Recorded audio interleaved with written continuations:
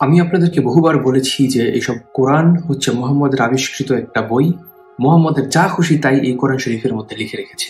এটা কখনোই ওই আল্লাহ বাল্লার কাছ থেকে আসে নাই। আল্লাহ টাল্লাহ বলতে কিছু নাই।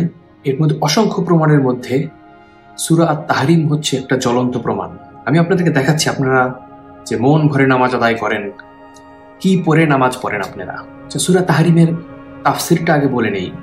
ঘটনাটা হচ্ছে এরকম যে মুহাম্মদ তার দাসী মারিয়ার সাথে শারীরিক সম্পর্ক করতে যেয়ে ধরা পড়েছে মুহাম্মদের বউ হাফসার কাছে। ধরা পড়ার পরে হাফসাকে খুশি করার জন্য মুহাম্মদ বলেছে যে মারিয়াকে আমার জন্য হারাম করে নিলাম, তার মানে মারিয়ার সাথে সে আর শারীরিক সম্পর্ক করবে না। তো মুহাম্মদ চাইতো যে না, আমি শারীরিক সম্পর্ক করব মারিয়ার সাথে। সেটা করতে যে তার এই আকাঙ্ক্ষাকে প্রতিষ্ঠিত করার জন্য সে সূরা তাহরিম নাজিল করে ফেলে।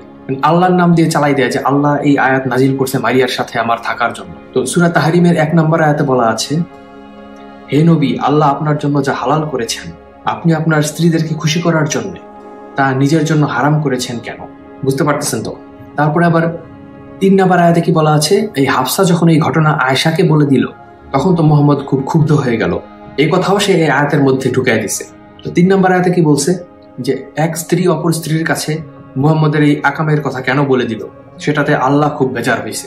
তো বেজার হয়ে কি করলো, সূরা তাহরিমের 4 আর 5 নম্বর আয়াতের মধ্যে স্ত্রীদের তালাকের হুমকি দেওয়া হলো, যে স্ত্রীকে তালাক দিবে আর মুহাম্মদ আরো ভালো, আরো যৌবনশালী, আরো সুন্দরী স্ত্রী সে পাবে। মানে বিষয়টা এই দাঁড়ালো যে মুহাম্মদ আকাম করতে গিয়ে ধরা পড়লো হাফসার কাছে, সেই দোষ ঢাকতে সে আল্লাহর নাম দিয়ে কোরআনের আয়াত নাজিল করে নিল।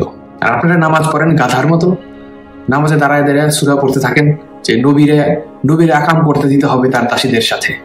বাহ!